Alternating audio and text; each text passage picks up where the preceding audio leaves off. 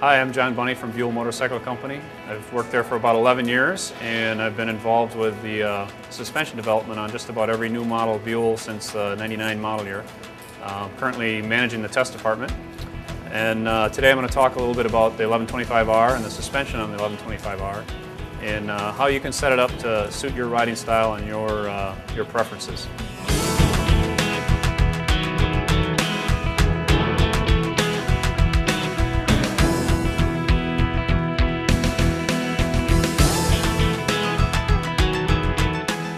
Okay, as far as suspension adjustments go, the most important one is always spring preload. That's the adjustment that I'd like to start with. It's also the most common one to get adjusted. As you change weight on the bike, whether you have a passenger or no passenger, or whether you have saddlebags or cargo, that kind of thing, you want to adjust your rear preload.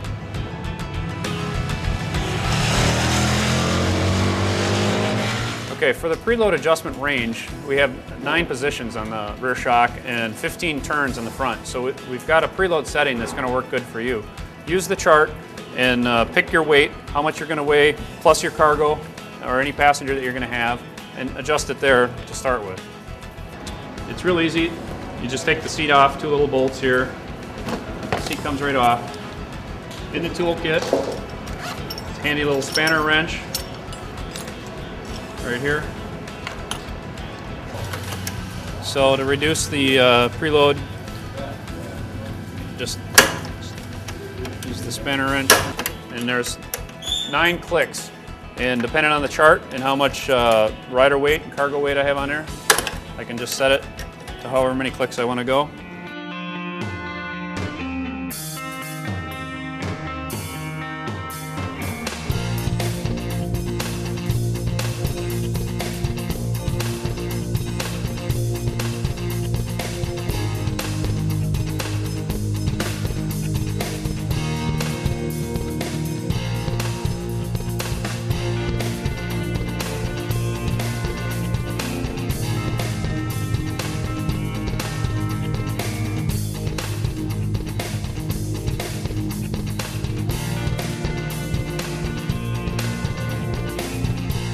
Rear rebound is done with a flat blade screwdriver in the bottom of the shock.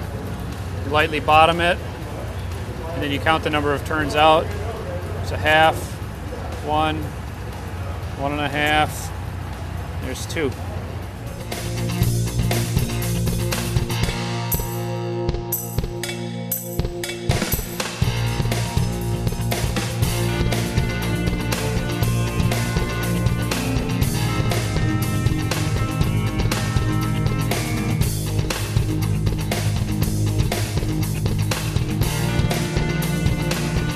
Rear compression is done with a 3mm Allen wrench through the side of the bodywork. You count the number of turns from fully closed, and you back it out to your setting.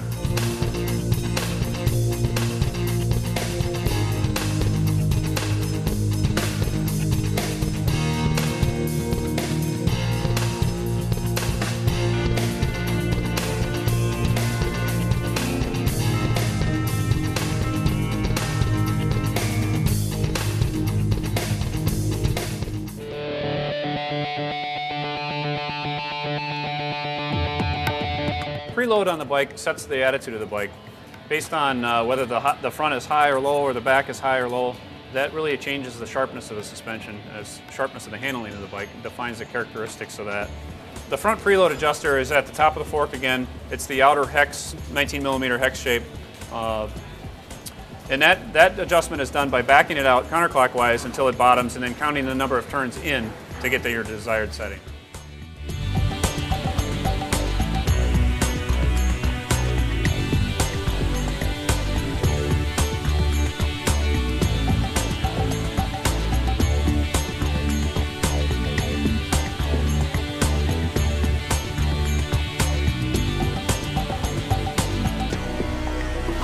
Okay, rebound damping on the forks is done with the adjustment on the top with a screwdriver. Front rebound, just like all the other damping, clockwise until it lightly bottoms. Count the number of turns out. There's half, 1, 1.5, 1 3/4. Same thing on the other side. Half, 1, 1.5, 1 3/4.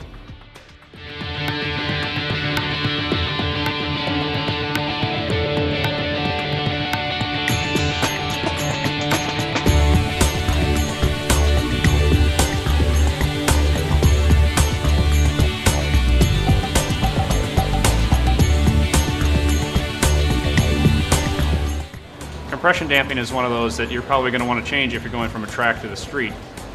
Compression damping you want set generally fairly high on a track because you want to have that intimate contact. You want to be able to feel the ground surface through the handlebars, and a higher compression setting will help you do that.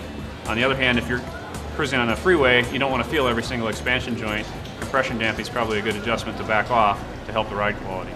Front compression damping is done similar to the rebound. There's a screw at the bottom near the axle. Increasing it is clockwise, decreasing it is counterclockwise.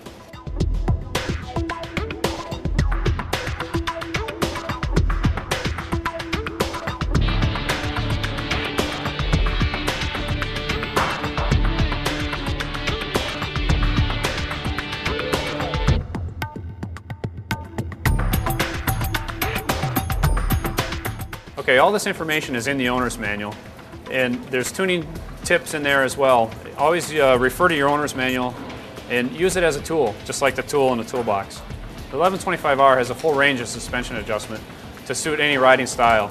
Personally, I like to road race, and I like the suspension set a little bit firmer than what the owner's manual chart is, but we've given you a full range, and I encourage you to experiment and find the best setting for you.